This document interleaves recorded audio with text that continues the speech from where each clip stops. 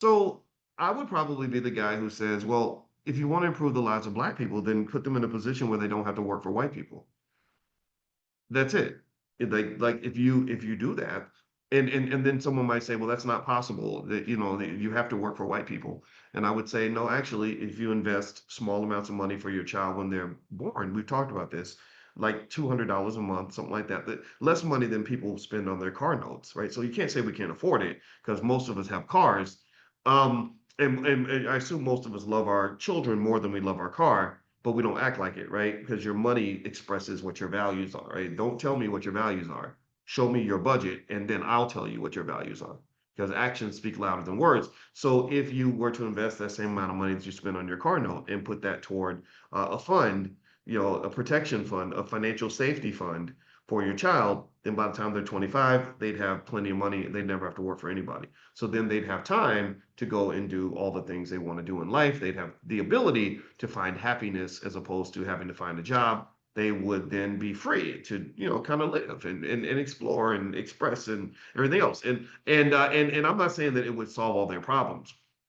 Money does not solve all your problems. Money does not give you happiness, but money is a nice down payment on happiness.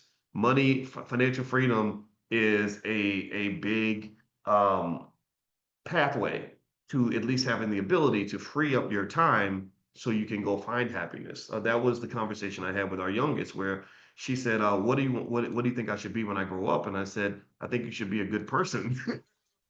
Like, I think you should be happy. I think you should be, just that's it. Like, be a good person and be happy. That's what I want you to be. I don't, you know, like professions and all that. I don't think you have to even process it that way."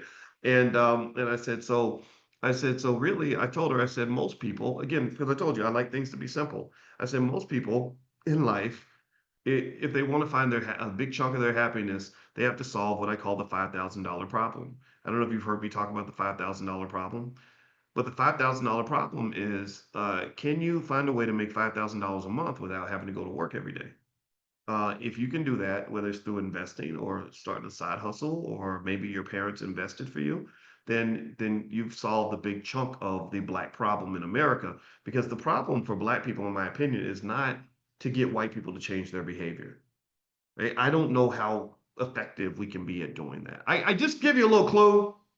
Don't ever try to change people. It ain't gonna work.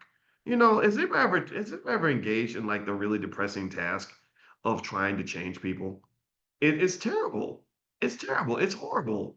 Like, if you date somebody, sometimes people will date somebody based on their potential and what they could be if they were motivated and all this other stuff.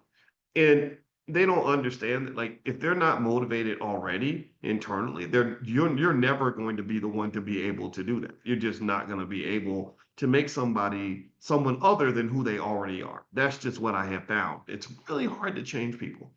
I can push you in the same direction that you're already going, show unconditional love for you, and which would then open the door for me to have some influence on what your next move might be. But for most people, you can't change them. It'll stress you out. It'll drive you crazy. And so here's my point, right? If we know, how many of y'all agree with me? How many of y'all have ever gone through